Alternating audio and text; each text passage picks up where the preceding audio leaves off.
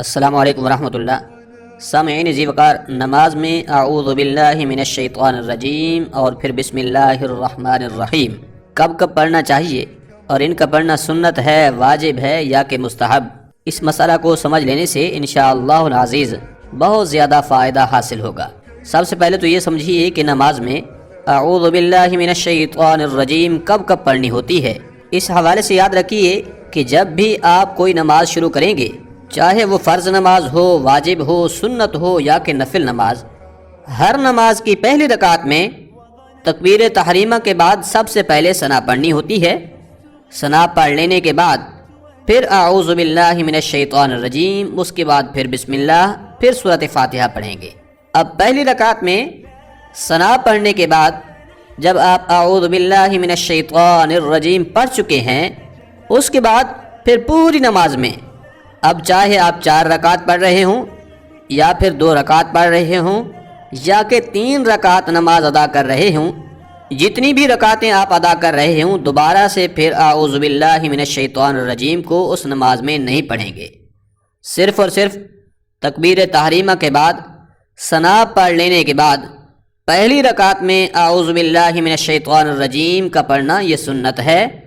اس کے علاوہ کسی بھی رکعت میں اعوذ باللہ من الشیطان الرجیم کو نہیں دہرائیں گے۔ یہ تو تھا مسئلہ کہ اعوذ باللہ من الشیطان الرجیم نماز میں کب پڑھنی ہوتی ہے۔ اب یہ سمجھیں کہ بسم اللہ الرحمن الرحیم کو نماز میں کب پڑھنا ہوتا ہے۔ تو بسم اللہ کے حوالے سے یاد رکھیے کہ جب بھی آپ سورۃ فاتحہ شروع کریں گے، سورۃ فاتحہ کے شروع کرنے سے پہلے بسم اللہ الرحمن الرحیم کا پڑھنا یہ سنت ہے۔ تو اب جب آپ سورۃ فاتحہ پڑھیں گے، سورۃ فاتحہ کے شروع کرنے سے پہلے بسم اللہ الرحمن الرحیم کا پڑھنا یہ سنت ہے۔ اس کے علاوہ یہ بات بھی سمجھنے کے قابل ہے کہ سورۃ فاتحہ پڑھنے کے بعد جو سورت پڑھی جاتی ہے اس سے پہلے بھی بسم اللہ پڑھنی ہوگی یا نہیں۔ اس کا جواب یہ ہے کہ جب آپ سورۃ فاتحہ کے بعد کوئی دوسری سورت شروع سے پڑھ رہے ہوں، جس طرح کے اکثر لوگ جو ہے 30ویں پارہ کی مختصر صورتیں پڑھنا پسند کرتے ہیں، یعنی کہ جس طرح سے سورۃ الاخلاص، قل هو اللہ احد، یا انا اعطیناک الکوثر، یا قل اعوذ برب الفلق، یا قل اعوذ برب الناس وغیرہ، ان صورتوں کو زیادہ تر لوگ پڑھتے ہیں۔ اب اگر آپ کوئی سورت شروع سے پڑھ رہے ہیں، یعنی کہ قل هو اللہ احد ہی لے لیں، تو پھر اس وقت سورۃ فاتحہ کے بعد دوسری سورت شروع کرنے سے پہلے بسم اللہ الرحمن الرحیم کا پڑھنا یہ مستحب ہے۔ پھر سے سمجھ لیجئے کہ اگر آپ سورۃ فاتحہ کے بعد کوئی ایسی سورت پڑھ رہے ہیں جو شروع سے ہے، مثال کے طور پر آپ قل هو اللہ احد کو پڑھ رہے ہیں، تو پھر اس سے پہلے بسم اللہ الرحمن الرحیم کا پڑھنا یہ مستحب ہے۔